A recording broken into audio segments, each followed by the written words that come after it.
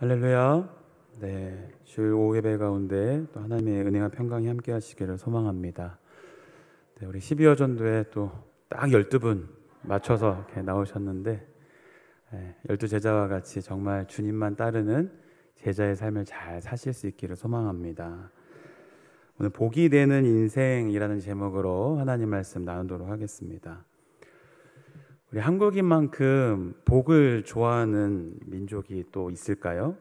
중국이나 미국 같은 그런 민족들, 나라들도 복을 좋아하지만요, 우리나라도 예로부터 복을 참 좋아합니다. 그래서 옷에도, 이불에도, 창틀과 방문에도 복이 새겨져 있고요. 심지어 밥그릇과 수저에까지도 복자가 한자로 새겨져 있을 정도로 복받기 좋아하는 민족임을 알 수가 있습니다. 간혹 또 어떤 분들 성함에는 복자가 들어가기도 하죠. 그래서 저도 제 이름을 나중에 개명한다면 이성복이나 이복훈이나 성을 바꿀 수는 없으니까 그러면 어떨까 생각도 해봅니다. 여기에 계신 분 중에 누구나 다 복에 목마르고 복을 받고 싶어 하실 거라 믿습니다. 복과 저주 중 두 가지 중에 하나를 받을 수 있다고 한다면 누가 저주를 받고 싶어 할까요? 복을 받고 싶어 할 줄로 믿습니다. 자, 그런데 복이 무엇인지도 모르고 무작정 복을 갈망하게 되면 진정한 행복을 누리지는 못합니다. 많은 사람들이 이 복이라는 단어를 좋아하지만 오해를 하기도 하죠. 그래서 어떤 사람은 복이라는 단어 자체에 대해서 불쾌해하는 사람도 있습니다. 복이라는 이 단어에 대해서 거부감을 가지고 있기 때문입니다. 또 어떤 사람들은 복을 무분별하게 구합니다. 그들은 이 세상의 복과 하나님의 복을 잘 구별하지 못합니다. 이것을 기복이라고 하죠. 기복. 복을 주시는 하나님보다 복을 더 중요하게 생각하면 기복주의 신앙에 빠지게 됩니다. 기복주의는 잘못된 것이지만 복 자체는 하나님이 주시는 소중한 선물입니다. 권위주의가 잘못된 것이지 권위는 좋은 것처럼 말입니다. 하나님은 우리가 기대하고 바라는 것보다 더 많은 복을 주시기를 원하십니다. 하나님이 우리에게 복을 주시는 이유는 우리에게 뭔가를 기대해서가 아니라 하나님 당신의 은혜로운 성품으로 우리에게 복을 주시는 것입니다. 오늘 창세기 12장은 하나님께서 우리에게 어떤 복을 주시려는지를 분명히 가르쳐주고 있습니다. 우리는 이 말씀을 통해서 하나님이 왜 우리를 부르시는지, 또 우리를 통해 무슨 일을 하고 싶어 하시는지를 알 수 있습니다. 창세기 1장부터 11장까지는 하나님께서 전 인류의 역사를 보여주시고요, 창세기 12장부터는 한 사람에게 하나님이 집중하십니다. 하나님이 한 사람을 찾아가십니다. 그는 갈대아 우르 사람, 바로 누구죠? 아브람입니다. 특별할 게 하나도 없는 아브람을 통해서 하나님은 새로운 프로젝트를 시작하시는데요, 아브람을 복 그 자체로 만들어 복의 근원으로 삼는 계획입니다. 이후로 인류가 모든 복을 아브람으로부터 얻게 되는 그런 계획인 것이죠. 결론부터 말씀드리면 아브람의 후손 예수 그리스도의 희생과 구속으로 하나님의 심판을 보고도 변화되지 않는 인간들의 심성을 변화시키시고 하나님이 주신 복을 누리게 하는 그런 계획입니다. 자, 그런데 놀랍게도 평범하기 이를 데 없는 사람 아브람이 그 하나님의 제안을 수락했습니다. 고향과 친척과 아버지의 집을 떠나면 복을 주겠다는 하나님의 제안에 흔쾌히 화답하며 길을 나선 것이죠. 고향과 친척과 아버지의 집을 떠난다는 것이 그 당시에는 목숨을 담보로 내놓는 위험천만한 일이었습니다. 지금이야 수없이 이사를 다니고 심지어 이민도 가지만 주전 2000년 전에는 아브라함이 당시에 살던 이라크 지역에서 팔레스타인 지역으로 이주한다는 것은 좀처럼 결단하기 어려운 그런 일이었습니다. 아브라함은 고향 땅을 떠나면 복을 주겠다고 약속한 분이 누구인지도 사실 정확히 몰랐을 것입니다. 더구나 큰 민족을 이루게 하겠다는 약속의 실체가 무엇인지 당시의 아브라함은 상상조차 할 수 없었을 것입니다. 그런데도 아브라함은 고향을 떠났습니다. 자, 그렇다면 하나님이 주시겠다는 이 복의 내용은 무엇일까요? 오늘 말씀 2절로 3절에 나와 있는데요. 지금은 아들 하나 없지만 네가 큰 민족을 이룰 것이다 말씀하십니다. 네가 재벌이 되겠다라는 그런 복이 아니라 영원히 네 이름이 기억되는 복을 주겠다라고 약속하십니다. 여기서 중요한 것은 너는 복이 될 것이라는 언약입니다. 하나님은 우리에게 복을 주실 뿐만 아니라 너 자체를 복이 되게 하겠다. 네가 바로 복이라 라고 선언해 주시는 것입니다. 사랑하는 성도 여러분, 오늘 내가 바로 복인데 누구에게 복을 달라고 그렇게 매달리겠습니까? 세상 무엇에 그렇게 매일 필요가 있을까요? 창세기 12장부터 쭉 이어지는 하나님의 새로운 프로젝트의 핵심은 내가 복이다 라는 이 한 가지 사실입니다. 우리 한번 따라해 보시기 바랍니다. 내가 복이다. 내가 봉이다가 아니라 내가 뭐라고요? 복이다. 저 말고 여러분, 저도 그렇지만 여러분 스스로가 뭐라고요? 복이다. 복. 하나님이 저와 여러분 한 사람 한 사람 한 분 한 분을 복으로 지으셨어요. 믿으십니까? 복으로 삼으셨어요. 믿으십니까? 네, 믿으시기 바랍니다. 네. 내가 복이기 때문에 나는 더 이상 누구에게서나 어디에서나 가서 복을 찾아다니고 그러지 않습니다. 이것이 믿음의 출발 지점인 것입니다. 아브라함은 이 말씀 한마디를 믿고 멀고 위험한 길을 떠났습니다. 여러분, 믿음은 이런 것입니다. 지금 내 눈앞에 보이지 않는 그 미래의 현실을 믿는 것입니다. 빤히 내 눈앞에 보이는 현실을 믿는 것은 믿음이 아니라 그냥 현재를 확인하는 것입니다. 이때 가장 중요한 것은 누구를 믿느냐는 것입니다. 누구를 믿느냐. 결혼만 하면 손에 물 한 방울도 묻히지 않게 해주겠다는 상대의 말을 믿었다가 낭패를 본 사람들이 얼마나 많습니까? 여러분 표정들을 보니까 다들 낭패를 한 번씩은 보신 것 같습니다. 네.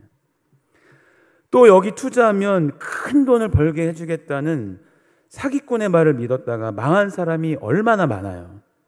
사람 말은 아침과 저녁 다르고 오늘과 내일이 다른 것이 다반사입니다. 사람은요, 믿음의 대상이 아닙니다. 믿음의 대상은 오직 하나님이어야 합니다. 이것이 헷갈리면 큰일 납니다. 하나님은 약속대로, 아니 그보다 훨씬 더 크게 그 약속을 성취하셨습니다. 하나님은 아브라함에게 아브라함이라는 새 이름을 지어주시고 실제로 여러 민족의 아버지가 되게 하셨습니다. 아브라함은 수천 년이 지난 지금도 세상 곳곳에서 널리 기억되는 이름이 되었습니다. 하나님은 약속대로 아브라함은 복의 사람이 되게 하셨습니다. 그런데 중요한 것은요, 이 약속이요, 우리에게도 해당된다는 사실입니다. 그래서 오늘 모든 그리스도인들은 막 복을 구할 필요가 없습니다. 왜냐하면 우리 자신이 복이 되었기 때문입니다. 여러분 자신이 복이라는 거예요. 믿으십니까? 더구나 그 복은 나에게만 머물러서 있는 것이 아니라 나를 통해서 어디로 올라갈까요? 세상으로 흘러갑니다. 놀라운 사실은요, 하나님이 약속하신 것을 내가 믿음으로 받아들이면 그 믿음은 현실의 사건이 된다는 거예요. 바로 내가 복이 되는 복사건입니다. 복사건. 그리스도인들이 사는 동안 겪는 인생의 모든 경험은 그 자체로 복된 사건입니다. 지금 여러분이 노곤한 몸을 이끌고 여기 앉아서 예배를 드리는 것, 비록 막 눈꺼풀이 천근만근이어서 어떤 천하장사가 와도 그 눈꺼풀을 들어 올리기 힘들지라도 지금 여기서 하나님을 예배하고 있는 이 경험 자체가 복된 사건임을 믿으시기 바랍니다. 손해를 보아도 복이요, 모함을 받아도 복이요, 쫓겨나도 복이요, 병들어도 복입니다. 왜 그럴까요? 우리 자신이 복이 되었기 때문입니다. 바로 이 복사건 때문에 그리스도인은 아무리 억울하고 분해도 가서 보복할 필요가 있을까요? 없을까요? 없습니다. 하나님이 우리를 저주한 사람을 하나님이 저주하실 것을 약속하셨기에 내가 그 과거에 묶여 있을 이유가 없습니다. 이 언약을 믿는 것이 믿음입니다. 그러니 여러분, 살아가시면서 때로는 억울한 일 당하고 나는 분명히 잘못한 게 없는데 누명을 쓰고 모두가 나에게 손가락질을 하는 일을 당하여도요, 결코 낙심하거나 쓰러지지 마시기를 바랍니다. 세상 만물을 지으시고 역사를 주관하시는 하나님, 아브람을 아브라함으로 바꾸시고 복이 되게 하신 그 하나님이 오늘 저와 여러분의 하나님이 되시기 때문입니다. 그 하나님이 복이 된 여러분을 붙드시사 여러분을 축복하는 자에게 복을 내리시고 여러분을 저주하는 자에게는 저주하시겠다고 약속하고 계시지 않습니까? 이 말씀에 위로와 새 힘을 얻으시기를 바랍니다. 자, 그런데요, 이렇게 복 자체인 우리가 명심해야 할 것이 하나 있습니다. 시편 1장 1절로 2절, 여러분 잘 아시는 말씀이죠? 네, 찾으실 분들은 찾아보세요. 시편 1편 1절로 2절 보면요, 복 있는 사람은 악인들의 꾀를 따르지 아니하며 죄인들의 길에 서지 아니하며 또 오만한 자들의 자리에 어떻게 해요? 앉지 아니하고, 그 다음이 중요하죠. 오직 여호와의 율법을 어떻게 해요? 즐거워하며 그의 율법을 주야로 묵상하는도다 했습니다. 복 있는 사람은 그 악인의 사고방식을 쫓아가지 않습니다. 죄인들의 길을 따르지도 않습니다. 오만한 자들의 자리를 넘보지도 않습니다. 그러나 세상은 누구를 복 있는 사람이라고 흔히 생각할까요? 하나님의 복을 누리는 사람들이 가지 않는 길을 복되다라고 생각을 하잖아요. 그런데 혹시 하나님의 복을 아는 사람들마저, 하나님의 복 자체인 사람들마저 악인들이 잘 되고 승승장구하며 높은 자리에 오르는 것들을 혹시 부러워하지는 않습니까? 그뿐만이 아니라 그들이 가는 길을 내가 좀 앞질러 가고 싶어하고 그들이 앉은 자리보다 더 높은 자리에 앉게 해달라고 하나님께 떼쓰고 기도하지는 않는지요. 이것은 마치 복 있는 사람이 복 없는 사람이 가는 길로 가고자 안 달라는 것과 같습니다. 성경은 물질과 명예와 권력을 갖는 것이 복 있다라고 하지 않습니다. 도리어 그런 것은 복과 상관없다라고 말합니다. 그런데도 우리는 그것이 복이라는 세상의 일반적인 그런 생각에 휩쓸려서 그런 복을 달라고 맨날 하나님께 조른다는 것이죠. 하나님이 이미 우리에게 주신 복, 내가 복이 되는 상상할 수 없는 복을 받고도 이것 말고 세상의 복을 달라고 떼를 쓰는 것입니다. 오늘 저와 여러분 어떠십니까? 복 있는 사람으로 살고 계십니까? 아브라함이 생전에 받은 그 복은 무엇일까요? 어렵게 찾아간 가나안에 기근이 들어서 굶어 죽을 뻔했고, 이집트로 양식을 구하러 갔다가 아내인 사라를 잃을 뻔했습니다. 또 온갖 우여곡절을 겪은 뒤 100세에 겨우 약속의 아들을 얻었습니다. 그런데 아들 그 이삭 하나로는 아무리 생각해도 큰 민족을 이루기에는 너무나도 멀어 보입니다. 약속으로 주신 땅은 단 한 뼘도 얻지 못했습니다. 하지만 아브라함이 죽고 4,000년이 흐른 지금 우리는 아브라함을 믿음의 조상이라고 부릅니다. 그의 믿음과 순종을 칭송합니다. 앞으로도 아브라함이라는 이름은 인류의 역사 내내 기억될 것입니다. 지구상에는 아브라함의 후손이라 자처하는 사람이 20억 명 이상이 됩니다. 이들은 모두 아브라함을 통해서 복을 받고 믿음을 갖게 된 사람들입니다. 아브라함은 하나님의 약속대로 존재 그 자체로 복이 되었습니다. 아브라함이 일생 동안 남긴 것은 별것 아니었지만 아브라함은 믿음으로 하나님을 따랐고 하나님은 신실하게 그 자신의 언약을 역사 속에서 성취하셨던 것입니다. 이것이 바로 믿음의 세계입니다. 믿음의 세계는요, 우리의 시간으로는, 우리가 바라보는 그 시야로는 가늠할 수 없는 것입니다. 그렇기에 믿음은 보이지 않는 것의 실상, 믿음은 보이지 않는 것의 실상입니다. 너를 복이 되게 하겠다는 하나님의 약속을 우리가 믿음으로만 받아들일 수 있다면 어떤 어려움을 겪더라도 나는 복인데, 나는 하나님의 복인데 하면서 넘어갈 수가 있는 것이죠. 하나님의 약속을 믿음으로 붙들 때 우리는 이전과는 차원이 다른 삶을 살게 될 줄로 믿습니다. 사랑하는 여러분, 이것이 하나님의 구원의 역사입니다. 더 이상 세상이 추구하는 복에 목마르지 않는 사람들로 살아갈 수 있는 것이죠.